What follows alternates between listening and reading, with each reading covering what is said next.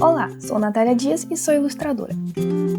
Minha paixão por desenhar acabou se tornando a minha profissão, quando particulares e empresas como a Telecine começaram a me encomendar ilustrações. Meus trabalhos também estão publicados no Instagram, no Twitter e no ArtStation. Nas minhas ilustrações, retrato personagens femininas em um universo imaginativo.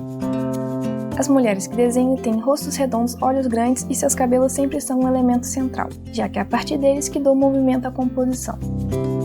Com traços fluidos, cor e efeitos de luz, busco traduzir o caráter da personagem e seus sentimentos. Para isso, as plataformas digitais são sem dúvida os meus instrumentos favoritos para criar mulheres valentes, charmosas e carismáticas. Neste curso da Doméstica, você vai aprender a fazer retratos de personagens femininas usando apenas ferramentas digitais.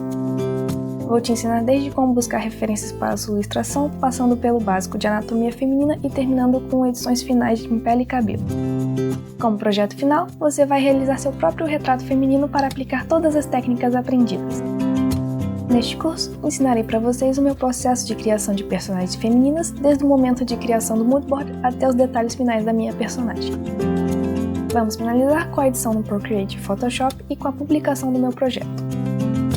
Numa primeira fase, falarei sobre a importância de se buscar referências e como utilizo o Procreate em minhas técnicas e ferramentas favoritas.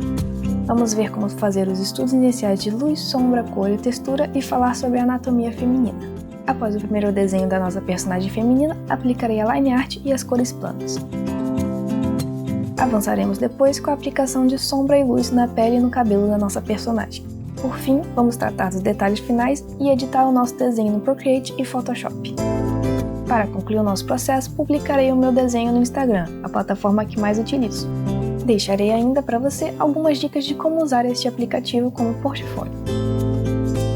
Ao finalizar este curso, você vai saber como ilustrar digitalmente diferentes perfis femininos com estilo e fluidez. Vou te ensinar fundamentos do desenho e vou utilizar um iPad com o programa Procreate. Mas você poderá acompanhar as aulas com o Photoshop ou ferramenta similar e uma mesa digitalizadora. Explore todas as possibilidades do desenho digital e aprenda a fazer retratos de personagens femininas.